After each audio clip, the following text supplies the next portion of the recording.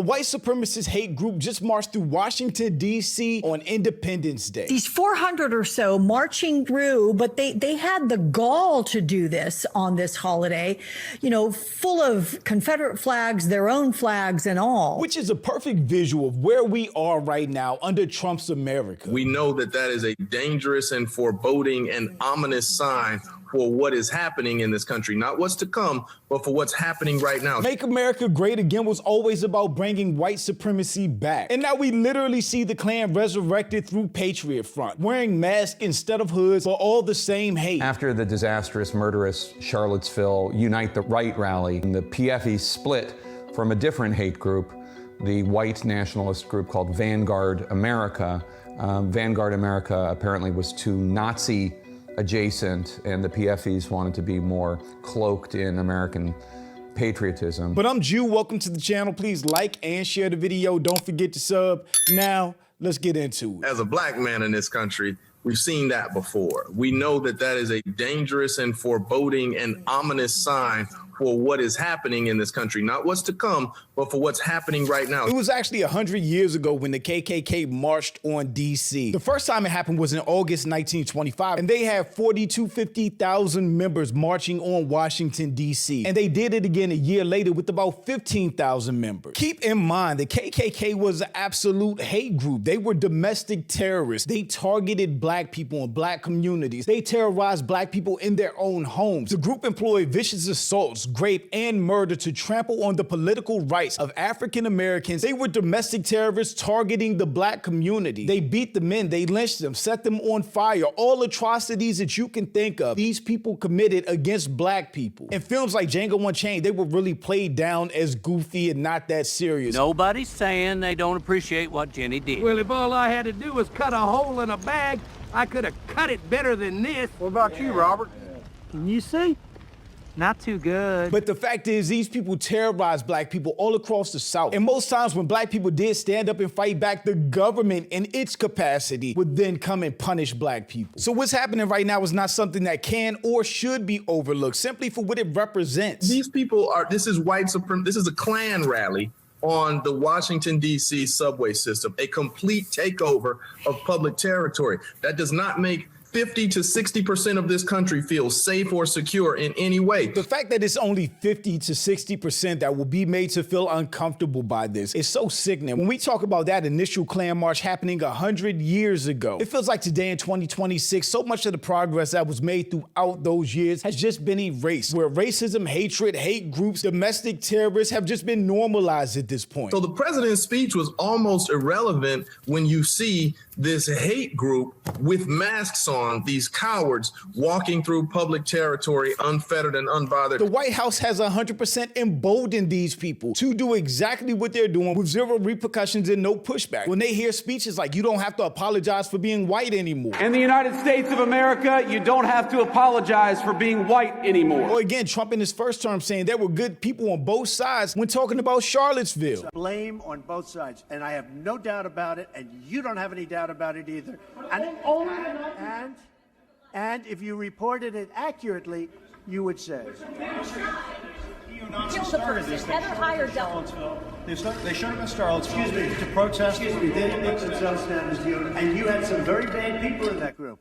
But you also had people that were very fine people on both sides. And it's in 2026. So for real, the president's speech didn't matter too much when you see him condoning and not speaking against this. This was on the 4th of July, this momentous holiday. The 4th of July is such an interesting holiday now, specifically for black people. Did y'all celebrate the 4th of July? Was it a celebratory moment for y'all? Did you feel proud to be in America? We have really found ourselves in an interesting timeline where Juneteenth means more for a lot of black people than 4th of July. How much did that exacerbate your reaction to it, and how much should it? When you see the little baby right here in the Klan gear? You got to think, these are adults right now. These are grandparents. These are great-grandparents. And if they were raised in racism and hatred like she appears to be, more than likely she would pass down that racism, that hatred, that bitterness toward anybody other than white people. Look at these 400 or so marching, peacefully through, but they had the gall to do this on this holiday,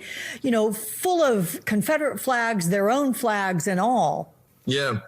If the Confederacy got its way, there would be no America as we know it right now. Black people would still be slaves, and so would any other minority in this country. Well, we have to remember that Washington, D.C. is federal land. So ultimately, these white supremacist hate group protesters were doing so with the tacit approval of the federal government. And I understand the First Amendment notions that everyone has the right to protest, but this is a violent, ominous, threatening group. We know what they are, we know who they are, and we've seen them do this before. And the reality is that they did this yesterday with the absolute and complete approval of this federal government, this administration. It is completely intentional that it was on July 4th. It is completely intentional, and the message was received that they intend to intimidate ahead of these midterm elections and, frankly, ahead of the 2028 elections.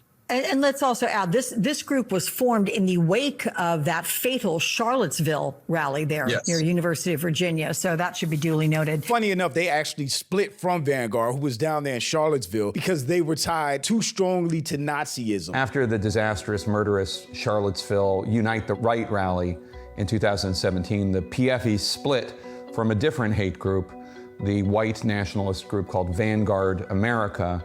Vanguard America apparently was too Nazi adjacent, and the PFEs wanted to be more cloaked in American patriotism. So they wanted to rebrand to something else to be less overtly racist, even though we clearly see what they are. Whether it's a hood or a mask, it is the same racism, same bigotry, and same hate. For most of us, seeing the Klan 2.0, aka Patriot Front, march through Washington, D.C. unchallenged by authorities, which is a really good point. Just like he said, those are federal grounds. No authority stepped in to stop them, even knowing they're a hate group connected to Charlottesville, connected to Vanguard. Even knowing they're bigots and racists, they were allowed to do this. Overshadowed any celebration of America's 250th anniversary. My ancestors lived through this, and no one today can say with a straight face that racism is behind us. Nobody can, because it's not. This is the most overt racism we've seen in 60 years. Since the civil rights, this is more than we've seen in our lifetimes. That's about it.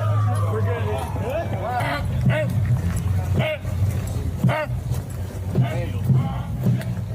These are a bunch of losers. These are your local police officers, real estate agents, bankers, school teachers, doctors, and lawyers, firefighters. Your next door neighbor, they are white nationalists, and they are domestic terrorists, but they are welcome in D.C. by the president and white America. The entire MAGA identity is bitch-made racist losers and PDFs. Accurate. These are members of a group that calls itself the Patriot Front, though they are obviously not patriots in terms of their bigotry, and it's hard to call a group that won't show their front a front. Since almost all of them hide their faces, here is what we know about them.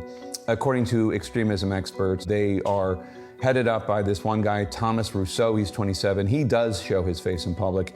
He has been accused through the years of being part of a group that vandalized a statue of tennis legend Arthur Ashe, part of a group that was arrested for plotting to disrupt a gay pride parade in Idaho. It's basic bigoted punk loser behavior.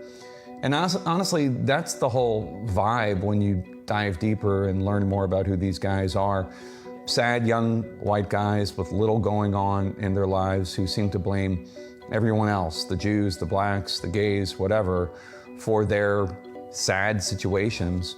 We learn their identities when, on occasion, they run afoul of the law. Jacob Zack, for example, was 19, living at home in Illinois when he was arrested for gun charges. Joffrey Cross was 33, arrested in Houston on gun charges. A former Army private, he did 5 years in prison for distributing controlled substances. The New Yorker magazine, a couple years ago, did a deep dive on the PFEs, and it kind of was summed up by this one passage, quote, "A Nazi Watch website reported that a Seattle area Patriot Front member was, quote, known for his extreme social awkwardness and, quote, incel-like behaviors." Losers, incels, awkward, depressed, lonely white guys that are unhappy with their lives and their circumstances. So they blame us. Totally looks just like that.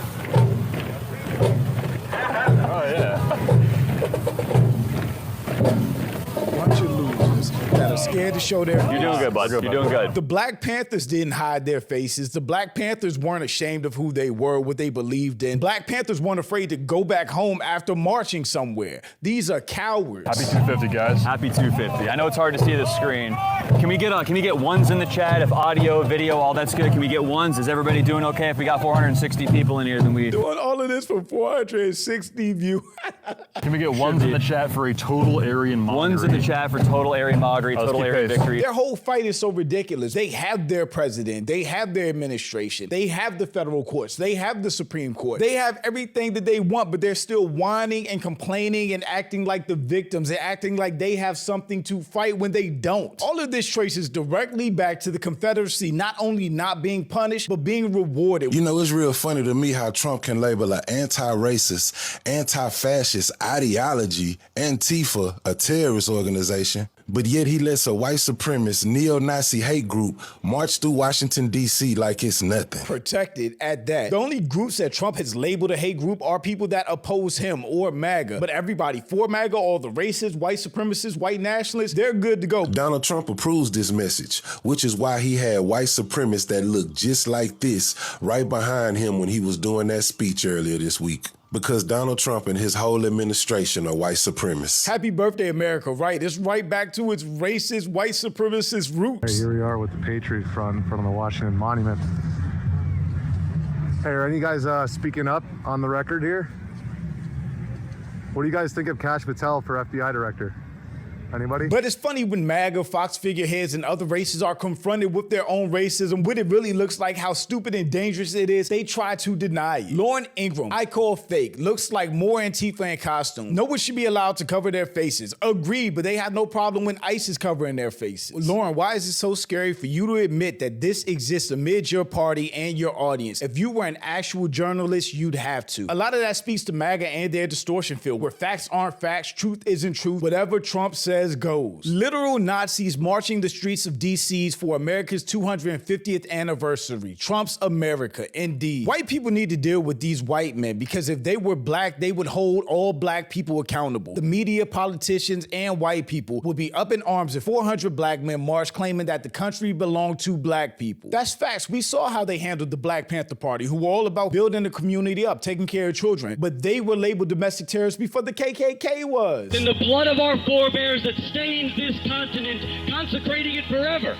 with the immortal legacy of the men who died for so noble an objective as sovereignty. It sounds like they just want their Confederate states brought back again, which is why the Confederacy should have been punished brutally, but they weren't. We know why racists and these hate groups feel so emboldened these days. It's because of this administration and president, who in his first term said there were good people on both sides when discussing a hate group. This is just a modern day look of what white supremacy is. Unsuccessful, sad, and immature white people that would rather blame everyone else for their problems than look in the mirror. But shout out to my channel members. Thank you so much for supporting. And thanks for watching. Y'all let me know what you think about all this in the comments. Also, make sure you check out the next video. And don't forget to follow me on Instagram for behind the scenes and life stuff. And I'll catch you next time. Peace.